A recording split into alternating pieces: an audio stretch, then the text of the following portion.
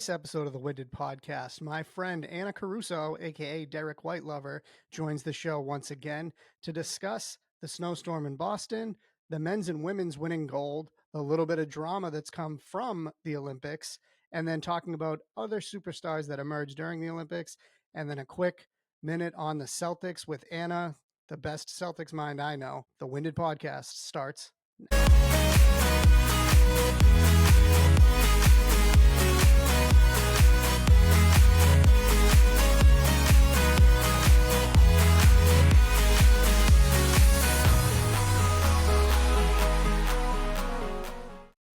Welcome back to the Winded Podcast. I'm your host, Shamus Sullivan, and today I'm joined by my good friend and friend of the program, regular contributor, Anna Caruso, aka Derek Whitelover. Anna, how you doing?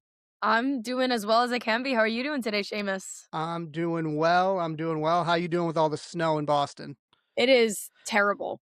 I you know, I keep thinking it's so crazy. It's every single weekend. Like it's never a hey, we're just gonna happen to have a blizzard on a Wednesday. It's like any weekend plans I make out the window. I just thankfully I don't have to shovel. Like that's what I keep saying. But it is just I just went outside, I think, for the first time really since Monday, and there's nowhere for me to walk. It's just snow everywhere. So It's brutal. And I feel like the Sunday into Monday aspect of the two big storms we've had is just like the perfect storm, for lack of a better term, to make this chaotic because everybody knows it's coming. Friday, Saturday, the grocery stores are a disaster. eh, Then it's just the worst day. Like Monday's not a day you want to deal with shoveling 3 feet of snow. And that just has happened twice in the last, 3 weeks? So three or four.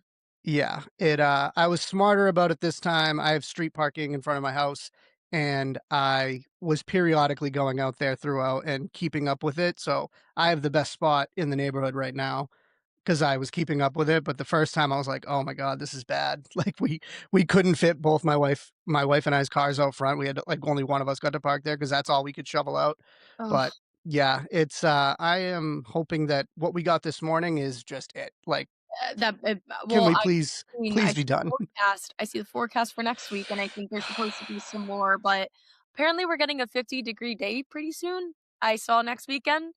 Don't know how true that is, but Yeah, might be something to look forward to. it could change quickly, but, Where did you I park? mean, we're supposedly having a 40-degree day today, and it snowed, so it's Oh my god, I who know. who But, knows? you said you only had the one spot, so where did you end up putting the other car? Just a little bit further down the road. I mean, not like I had to go too far. Luckily, I'm in West Roxbury, so it's Boston, but it's very residential, so I'm very familiar with West Roxbury. That's, I mean, a lot of the northeastern frat houses were over kind of in the Roxbury area, so uh-huh. that was, fun times for me. It's a cool area. I, did not think I'd be here this long, but we love the area too much and just don't we'll still like the access to the city, but, can still walk the dog and still feel like you live in like a suburban neighborhood, so it's the best of both worlds. Yeah, what stop are you near? Are you near Orange Line? No, commuter rail is I'm like right by a commuter rail, so Gotcha. which I'd prefer anyways, you Yeah. know? It's the scheduling sucks, but if you know when you're gonna need to be there, you're It's a lot easier to you're plan. downtown in 20 minutes, so I love Exactly. that. Love it. But we have a lot to talk about today. Lots, lots. But let's get into the best hockey team on the planet, and I'm talking about Hillary Knight, Megan Keller, and the US women's hockey team last week winning gold and beating Canada in overtime. I mean, what a great start to the weekend that we had with that game. Oh, yeah. I mean, I was in the office that day, and I just think I love the Olympics, like, at the end of the day, because you're just the energy was so high, and these are not people who are, massive PWHL fans. These are not people who, like, really keep up with hockey, but the collective just energy when Megan Keller hit that overtime goal, the office erupted, right? And, Oh, of yeah. course, my laptop was on a freaking delay, so I hear everybody screaming, and then, like, me and That's one the worst. and the intern on our team, we look over at each other and we're like, "Well, guess we know what happens." But it was just like one of the scrappiest games of hockey too, I think I ever watched, like, that game and the men's game too. I was just like, this is some of the most, like, physical, the most, like, invested I think these players have been, maybe some of them in their entire careers, but, I mean, you're more the hockey guru than I am, so, I mean, what were your main takeaways from that one? It just the fact that the women were so dominant on that run and then faced adversity in that game being down, Mhm. and who else but Hillary Knight, the best I would argue the best US women's hockey player of all time, to come through in what I would imagine is her last Olympics, to tie the game that late against Canada and send it to overtime in the first place is just unreal, and I think that, I'm glad that there was a couple days between the games and they got their shine for a couple of days before I don't even think the men's had played in the semifinals before, No, um they were the day after. yeah, so they had a good 3 days where they got the shine that they deserve, and but I mean, what else can you say about Hillary Knight? I mean, you know, all time in points, all time in goals, and to just step up in that moment and score that goal is just unreal. And, then Megan Keller, Boston Fleet's own Megan Keller, with just you couldn't script up a better goal. And that effort, the pass that she got in the first place was crazy. Mhm. But then the move and then the finish and the celebration and everything went along with it. Just really set the weekend and put a lot of good vibes towards US hockey. Exactly. I think, kind of set up the US men's team perfectly because, like, of course, they're going to be carrying a lot more energy into their, both semifinals and their finals game because they're like, the women's won gold. Like, we gotta do the same. Like, we gotta match their energy. We really gotta make sure we take home this double gold. But it was just, being on social media too. And, like, obviously, this is like where my take is going to come from is like, there's just nothing better than sitting and scrolling Twitter that next hour after the win because I've Mhm. just seen so much patriotism in one place. Like at a country so divided right now, and another topic of conversation we'll definitely get into in a bit. But I think it was just so nice for like one moment, everybody was just like so proud to be an American, and Megan Keller was the U.S. hero, and Hillary Knight right behind her. But I think too the fact that Megan Keller being a member of the Boston Fleet, I really hope that that's gonna, like, increase attendance at Fleet games and people are going to see she just stepped up on the biggest stage in the world. Like, now imagine having the opportunity to watch her play. Every other night, every 3 nights, like, how exciting is that? Hopefully, I think the Olympics really would set kind of a new standard for fandom, in women's hockey. I agree. I think that women's hockey will get more of a boost from this than the NHL. I think that that kind of plateaus out, like, people tuned in on Sunday, and it almost felt like the Super Bowl where, like, there's a lot of casuals that wanna get involved, but don't necessarily think like, "Oh, I'm gonna make more of a commitment to this." I think that hockey fans that maybe didn't realize what the product of women's hockey is, saw that, and, you know, great timing for the Fleet. They're back at it in a couple weeks, but then they have the big game at TD Garden, which I had Elena, the arena host, on last week, Yeah, and she was just very excited about how the Olympics are, drawing attention to the Fleet, and the PWHL as a whole, but specifically the Fleet because we're Boston. That TD Garden game is almost sold out. It probably is by now. It was almost sold out last week, which I just think is great. I love the fact too that, if they're selling out a game that quickly, hey, that's a great idea for next season. Maybe you should start slating like a couple of those games because, you have people who have to travel out all the way out to Lowell when you're, marketed as a Boston Fleet. Mhm. Try and make sure you have a little bit more stance in Boston. Clearly there's going to be the market for it. So let's make it work.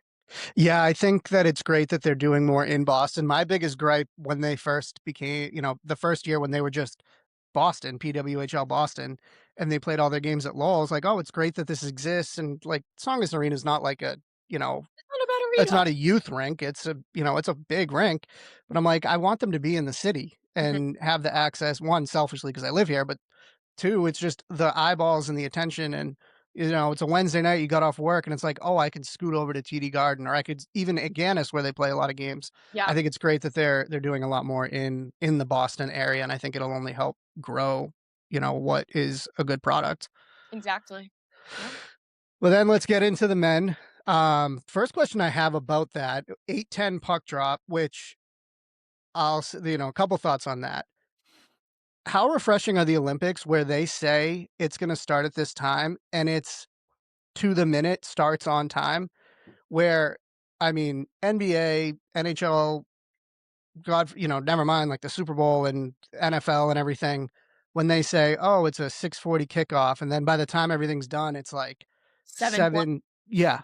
Or the worst was the Stadium Series a couple weeks ago when they played at Tampa. It was like, oh, the game starts at 6, and I think, like, they dropped the puck at, like, 7:10. It was like an hour of, pirates skating around and doing all sorts of weird stuff, which was entertaining, but don't say it's a 6 o'clock puck drop if it's not, but It's that's not. another point. Yeah. 8-10 puck drop, how did you feel about, it getting up early to watch a hockey game? I was exhausted, to say the least. I watched, like, I think the first period, I was just still in bed, and I was kind of like, like, eyes open, eyes closed, it was a late night Saturday. I think what was really funny, though, is I have so much respect for all of the people, not only the people who, like, got up and actually, like, went out to bars, but all of the bars who decided, "Hey, you know what? We're gonna have an early open. We're gonna be open at 7:40 AM so you guys can come and you can drink and, like, we can watch US men's hockey." Um, would it have been the same narrative if it was women's hockey? I really hope so. Um, but alas, I think it was fun that the fact that we had the rest of the day post 11 AM to just celebrate and, like, revel in this glory was great. That it didn't have to be, Super Bowl timing where it was like, "Okay, yeah, great, like, we got to party, but then we need to go to bed and wake up and Mhm. the next day." Um, do I think they they had to do it obviously because they have the closing ceremony slated for the same exact day. I really wish, no, or not wish, I really hope in 2030 they can recognize, all right, maybe we should try and put this more at an afternoon game because I don't know how like Premier League fans do it. Like my uncle who will like wake up at 6 in the morning to like go and watch Chelsea play. I was struggling to get up at Sunday at 8 AM to watch, a gold Olympic medal game. So, I mean, I don't know. What were your thoughts? What was your kind of routine Sunday morning? So my hot take was I loved it. I mean, I'm up early anyways. I have a dog who is an alarm clock that can't be snoozed. So, I'm up anyways, and I just loved the fact that I'm sitting there drinking coffee, watching live sports, and I kind of wish that I was more into soccer for that reason because I like the kind of watching sports at weird times. I feel like there's enough going on, or you can do a lot of things between the hours of like 7 and 9 p.m. and like to have to like revolve your life around, a game. But when it's 8 o'clock in the morning, it's like, oh, my day's just starting. It's the weekend. Like this is great. Like I loved it. I do think that the fact that it was 2 North American teams, they should have built something into there should be some sort of checks and balances to, like, allow the home country. I understand it's across the world and it's a different time zone, but try to make it a little bit more accessible to people. Um, Right. but I mean, that's something that'll never change. I mean, if it was Sweden versus Finland, Who who cares? cares, Who cares? It's that's what time the local like, they'd be closer to the time zone, so, um but yeah, I liked it. Talking going back to your point about the bars and restaurants, did you see the clip of, um, the bar that Matt Boldy's mom is a bartender Yes. at? Oh That my, it was I wa was so and awesome. I saw that during the game, and I was like, "This I don't know how it could get better than this," and Right. obviously, it continued to get better throughout the day, but, um just a cool moment and just being able to watch all the celebration videos of people across the country and just, even people that were US fans in Canada, which very brave folks to be Very brave. going nuts. Very brave. But yeah, back to your point about patriotism. I mean, between Charlie Puth's anthem and men's and women's hockey, I mean, it's the most All-time high. patriotism we've seen All time. in long time. But Um, to the game itself, or no, go ahead. I was just gonna say too, kinda going back to your point about time zones. So, one of my very good friends, she's Canadian, she's living out in LA. She had a 5 AM wake up time. Yeah. Right? And it's like, I honestly think West Coast times, that is the time zone I wanna watch sports in. I Yes. wanna be able to wake up at 10 AM on a Sunday, have football on, and have my last game of the day start at 5 PM. I think that is so much more ideal. But then it's like, okay, like you have that. But then again, it's like moments like this where, you kind of get that early morning game, but it's like, ooh, 5 AM, like you're gonna watch Yeah. the game and like you're going back to bed and then your sleep schedule can kind of get messed up.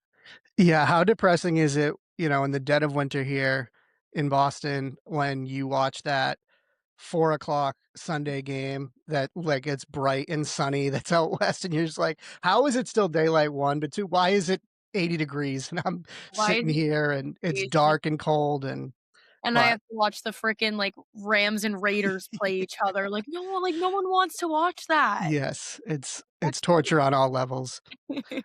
But to the game itself, obviously great start with the Boldy goal that led to that awesome celebration at the bar.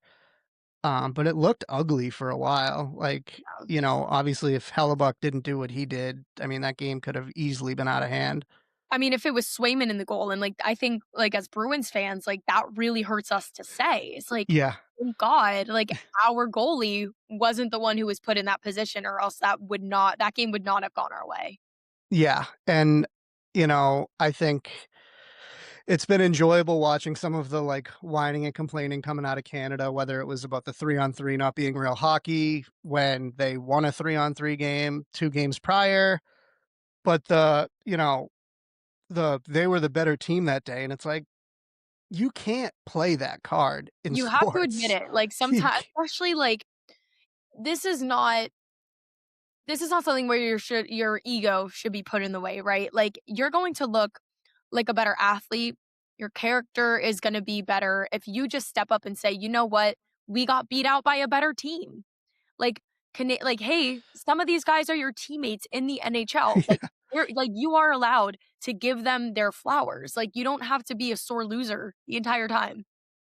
Yeah. Cause I kept seeing the argument. It's like, oh, like the, the Canadians played a better game. And it's like, well, Hellebuck is on the team. So if he was the best player on the ice and then the US scored more goals, it's like, you can't play that it's just it's simple as that. I mean, it always goes to my argument, defense wins games, and that's exactly what Hellebuck did, and, like, offense isn't always going to be the determinant of who is the better team, and obviously, I guess that's what Nate McKinnon was thinking to himself, but, Yeah. no, it's not true. Yeah, it was and, uh, I had a podcast before this, and I was talking about how they asked me if how I felt about 3-on-3 overtime, and I did TikTok live during the game, from the 3rd period through the end, That was so fun. and it was unreal. We're gonna have to do some games because it was a blast, Love it. and I spent the intermission pretty much the entire intermission ranting about how 3-on-3 is stupid and it doesn't belong in the Olympics. And I changed like one of the first like comments that came in like after they won is like, "What do you think about 3-on-3 now?" And I was like, "I am very happy to be Oh, wrong." Yeah. no. Yeah, I wish that they, and probably would have ended differently if they went to 5-on-5 first and then go to 3-on-3. Um, but I'm happy with the result. I still, you know, the rational part of my brain thinks that a game like that shouldn't end 3-on-3, but I mean, you're gonna see It something works in your exciting. favor. It's hard to, like, have that counter argument. Yeah, It's, like, impossible almost. but the most impressive thing is that the 3 players on the ice for Canada were Nathan MacKinnon, Cale Makar, and Connor McDavid, the, like, unanimous 3 best players in the NHL. It's just insane that that's who they beat. Right? And it's Jack Hughes, of all Yeah, people, like, young cub on the freaking New Jersey Devils that nobody really cares about, like, he's our guy now, right? And it's besides Tate McRae.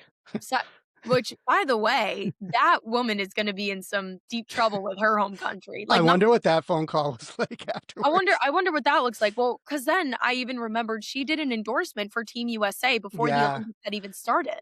So yeah. it's like, did she kind of foreshadow that herself? Like, who knows? But I think, everybody's I love those memes where it's like, "Oh, look at me, like, I'm Jack Hughes, and I just won a golden goal, and now I'm gonna go home and bang Take McRae." Like, "Oh, buddy." Like, that guy's probably riding such a high reading all of those on his Twitter feed.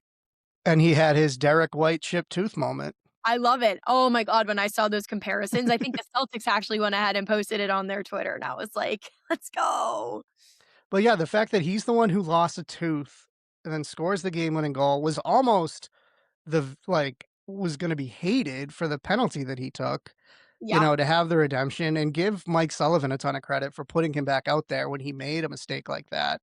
Um, and I guess I don't know if it's mic'd up anywhere, but I guess they said when Sullivan sent him out on the ice, he was like, he's gonna score right now. Like he knew, like that's the guy that you want on the ice at that time. I mean, I think it was, like, to your point, they're never gonna players are never gonna learn if, they make one bad mistake and it's like, "Alright, you're done. You're sitting out for the rest of the game." It's like, have a little faith in your eyes, like, Yeah. we see it all the time. Like, Joe Mazzulla does that shit all the time, right? Like, JB will have, like, some, like, he'll miss, like, 2 foul shots. I don't know why I just messed it up. Like, be super scrappy on defense, like, really give it back to him, and then Missoula's like, "You know what? But I'm gonna keep him in there regardless, even with Ugo." Like, I see Ugo, like, going through this all of the time too. Like, they're just going to learn, right? And they're Yeah. just going to develop themselves better, and whether it's, like, across 5 games or whether it's, within a couple minutes of each other in the friggin' Olympics. If Patriots fans had their way, Ramondre Stevenson would have never seen the field again after the early season that he had, but Oh, Vrabel kept going back to him, and look at what happened. look at him, and he was, getting us 100 yards in the games that mattered most instead of, "Oh, we're falling 1-2 against Pittsburgh in the 3rd week of the frickin' season." So, Yeah, but we talked about the patriotism and how people were riding high on both the men and women, and really actually all the other athletes as well, and we'll get into some of them.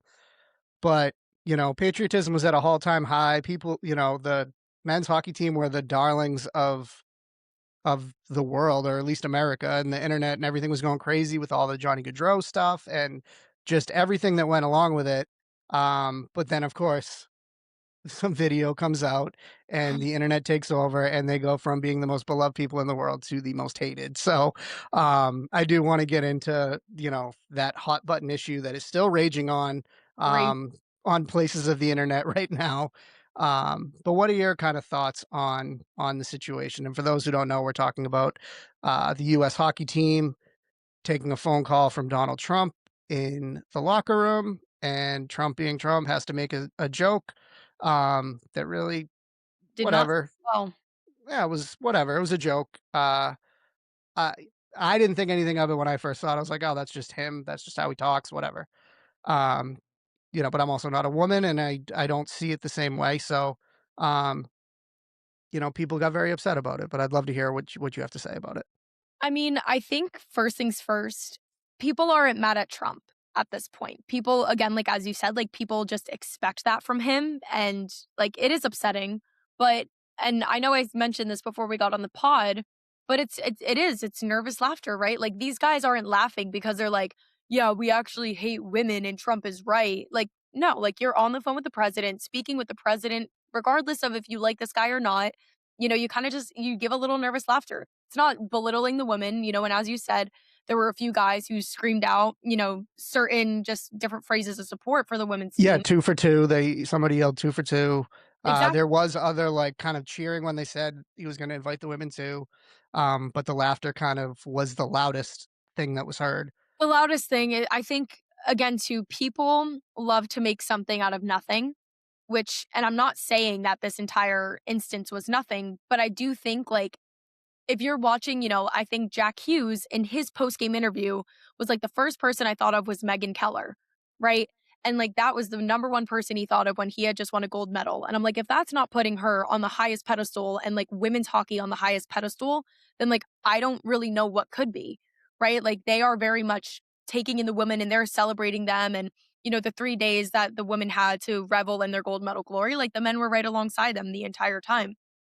Um, do I think the men could have recognized and listened to a little bit of the heat they were getting on social media and make some sort of statement and like individually or as a team come out and like at least give their condolences to kind of like calm the fire? Yeah, 100%. I think that's just like crisis PR training that at this point every athlete should be getting because social media is kind of, it's the medium like where fans and athletes like interact with each other.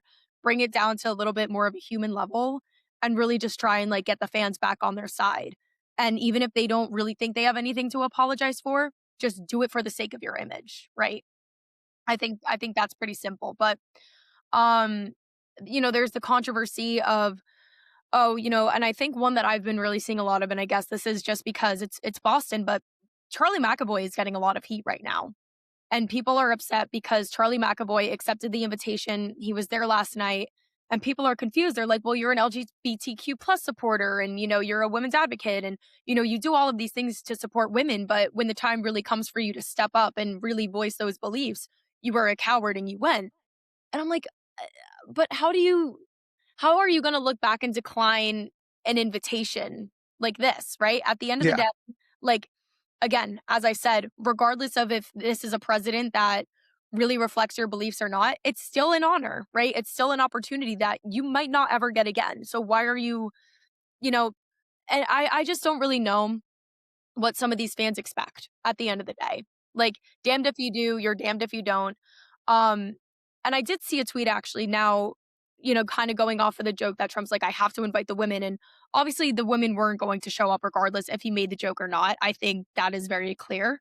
And I forget who tweeted this, but one woman was like, I think the women were kind of being cowards. Like, you had the opportunity to go up and show up and really like make a name for yourself and put yourself in his face. And if you wanted to share your beliefs with him or say anything to him, like, you are just diminishing yourself of that opportunity. And I was like, you know what? You're right. Like, maybe the woman should have gone just to stick it to him and be like, you know what? If you have to invite us, like, we're going to show up anyway. And maybe it's going to be as unpleasant for you as it is for us, but at least we're addressing the elephant in the room. You know, Hmm. you're not going to keep women, you can't keep women out of the room when we had just done the same exact thing that these men did. So, Yeah. No, I think that I I think that there's obviously, and people could do whatever they want and use their voice or their platform however they want. I just think that there's certain things that like are once in a lifetime opportunities, and beggars can't be choosers. You can't, be like, "Oh, I'd love to go to the White House. I'd love to do this," and then you have the opportunity and you don't. don't, I can see not wanting to go, but I can see what you just said. That tweet of like maybe showing up is shows a little bit of a different character, different energy. Um, but I'm glad you brought up the part about the men not really coming out and issuing any sort of statement, because I hadn't seen anything and I don't think that there had been anything. And at first glance, I was like, well, I feel like they behind closed doors, I'm sure that there's been communication with the women's team. And I feel like the fact that the women haven't piled on about it and the men haven't come out and felt like they needed to defend themselves makes me think, and this is obviously just an assumption, that they're good with each yeah. other Yeah. and that whatever happens outside of that, whatever. I do wish that they did kind of both sides of it addressed it. Um, there was like a couple like knee jerk things. Like I think there was a picture, the PWHL, the fleet tweeted out a picture of I think it was Megan Keller and Charlie McAvoy, and then after that video was released, they deleted the tweet. So I was like, that's Which that's kind of more fuel on the fire. But then Megan Keller herself, long after the video had been out, she posted a picture with Jack Hughes. So it's like, I say, think that they're good with each other, and I yeah. think that they're both content with that being okay. It is just unfortunate to see the ripple effect outside of it, and them just, like, kind of, like, watching from a distance being like, "Oh, that's kinda crazy." I think it is. I think you make a great point, right? And it's like at the end of the day, isn't that really all we should care about? Like if the men and the women have had those conversations, or if the women themselves, right? Like if it would be such a different story if Hillary Knight or Megan Keller or Layla or like any of the other women had come out on their platforms and had like voiced their opinions about the men going to the White House or voiced their opinions about like, oh, the men really betrayed us or they made us feel, as if we weren't good enough. It would be an entirely different story, but it has been nothing but silence on their end, right? And I don't think that it's really that massive of an issue if the two parties who everyone else is talking about are okay with each other. And I think it's just people love to have a platform, people love to voice their opinions, and again, like, I really do think people love to make something out of nothing. Again, I don't agree, we don't have to, and that's the thing, like, we don't even have to get into politics. I don't even really think it's a political issue. It's the fact that, like, every single championship winning team gets invited to the White House. We know this. Like, this isn't something that's new, right? And just because it's a president that obviously has caused a lot of turmoil, it's still like an honor that you're not going to get again. So I do want to transition after we talked about, kind of the Land. animosity that was the drama after. It doesn't change, how special both were. Um like all of it. I mean, obviously the women's team has been there. They've won gold. They're, established as a world power in hockey, but it is great that the men were able to do that. And I think history will be kind and will kind of move on from this drama. I Mhm. think that the ultimate it will move on. But I do want to start talking about some of the other um stars that came from this, Yeah. especially since like the NHL guys we know, even women's hockey, I think, is on like another level. Mhm. But there were some big names that came out of this who are household names now and are, their lives have changed in the last couple weeks. Anyone specific that jumps out to you? Alyssa Liu, I don't want to say it wrong. Is it Liu? Is Lou. It's Liu. I got her on She my list. she is just a freaking Gen Z superstar, that girl. I She's think the coolest person on the planet right now. she is so cool. And I'm not, I'm not a figure skating connoisseur, but like I can tell there is such a difference in the way that she would go out on that ice and she was just free, right? Like you could tell like she is in her element. There is something about the way that she is just so like flawless and nonchalant, but yet so perfect and like engrossed in the way that she is just, oh my God. And like her performance to Levy, right? And I'm a big Levy fan, right? So when I heard that that was a song she was doing, I was like, oh, I'm like, this is gonna be beautiful. And it was, right? And the fact that she is younger than I am even, and that's the worst part about watching Olympic at this point is I'm just like, you guys are younger than me, and I'm like, and I'm supposed to be the baby. Wait Um, till you're 36. oh my god, and then it's, before I know it, like, it's gonna be my friggin' kids that are gonna be in the Olympics, hopefully, like, one day. Um, but she is just she's stolen, like, everyone's hearts, right? And I think, like, the way that she just embraces her individuality is something that I think is so can be so uniquely American sometimes that I'm like, how lucky are we to have an athlete to go out and really present herself, like, completely unfiltered and walk away with a gold medal? Like, that is so awesome.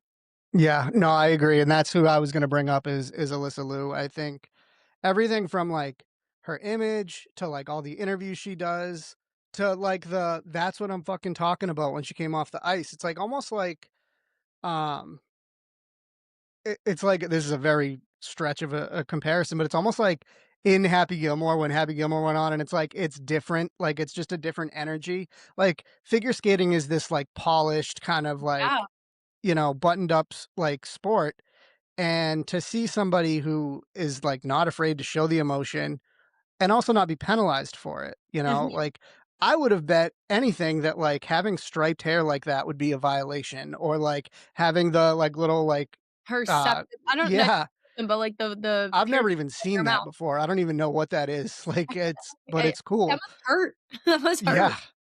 But, for her to, like, go out and have that personality and then be the best at it, Yeah.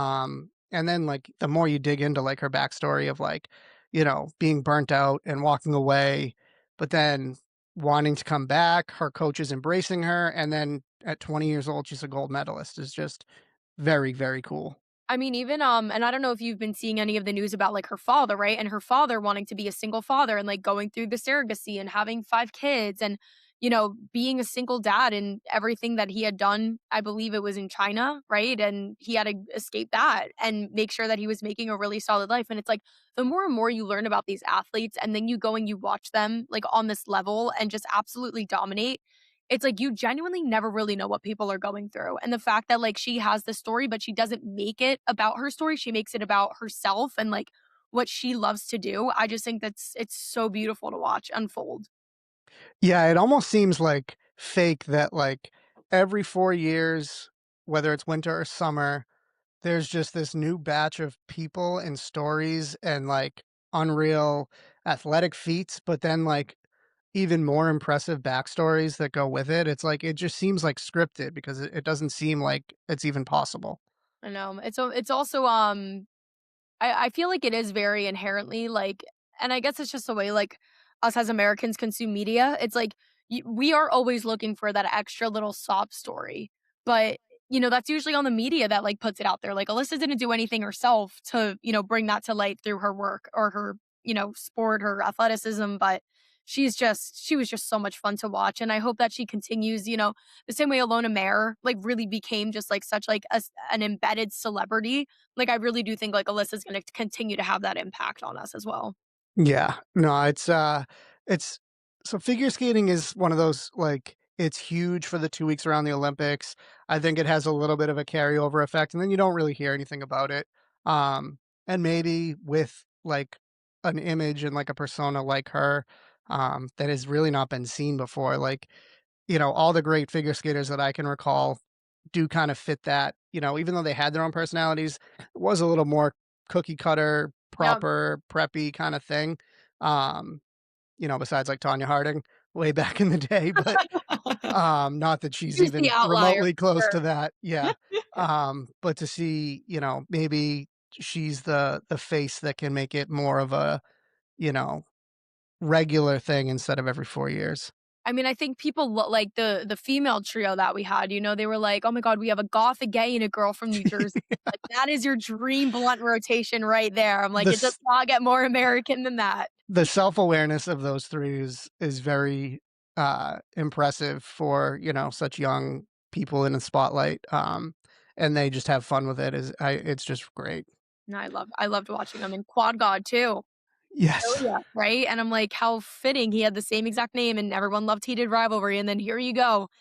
And then everyone's like, "Oh my god, like Ilya's probably the son of like Shane and Ilya," and like, but instead of hockey, like he gets into figure skating, and I'm like, can we just like accept the athlete for who he is as a person? Like, let's not like write fanfic about him and like his like fake gay parents. But he was just so incredible to watch. He was doing backflips, flip flops, like all these different things. I'm like, I don't think I've ever seen that in figure skating before.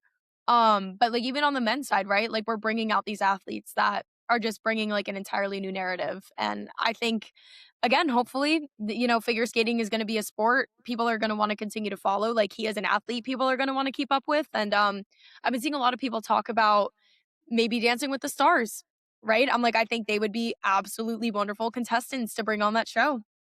There will be somebody from this Olympic cycle that gets on in Dancing with the Stars, there's no doubt about that. Who would you think it would be? I mean, I just if they are starting at the top, they probably want Alyssa Liu would probably be, I don't know if that's fits quite into her personality, but she seems fearless and would do anything.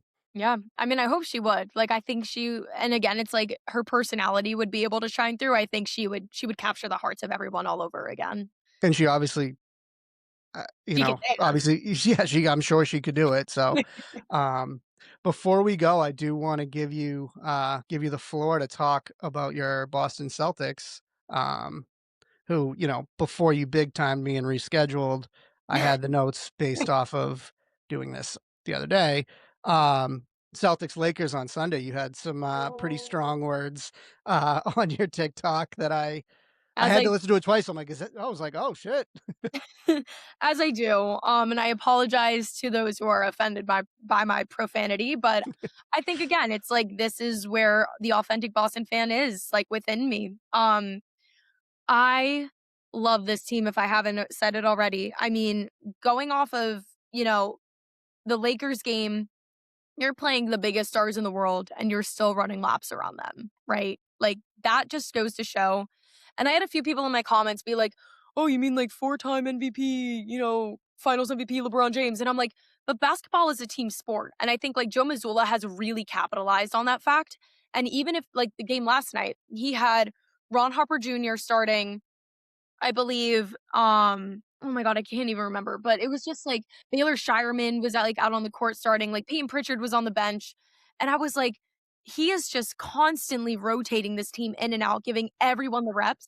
And the best part of it was like, the Celtics were down easily in the first quarter. It's like, because you're putting like our last guys on the bench out there first, like as that like intimidation tactic. And then it's like, boom, they went on a 15-11 run last night. Like it is just the way Missoula like optimizes that bench is incredible.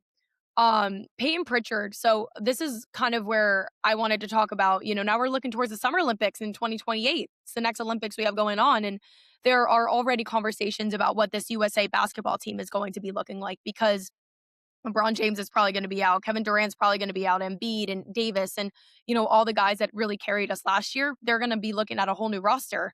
And Peyton Pritchard isn't even in these conversations, which is kind of driving me crazy. I'm like, is he, I think he needs to work on his consistency a little bit more. I think last night was a great example of that. I think maybe had 6 points. Of course, the one night I'm like, yep, I'm going to throw money on Pritchard 3-3. Of course it wouldn't hit.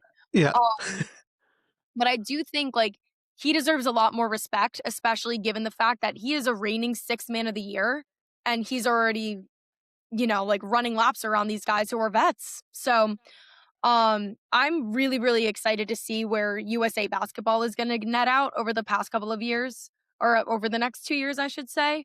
Um, and I'm waiting for Tatum to come back and see if he's even going to be in the contending spot. It'll be exciting to see, with that much turnover. It seems like for as long as I can remember, there's been a pretty steady handoff of like when people fall off, it's like there's like the next guy that replaces. But looking ahead, it does look like there's going to be a lot more open spots than this past go around. Yeah, So it will be interesting to see if a guy like Peyton Pritchard, why can't he be the Derek White role kind of that he was last. guy that you don't necessarily think like that's an Olympian, but it's like fits the team right. Mhm. Exactly. Especially, if Steph Curry's not going to be there, you're going to need that firepower, that 3 points, like you're going to need it somewhere. Not that he would slide into Steph Curry's role, but like you need shooters Someone to in shoot. international basketball. It's a different thing.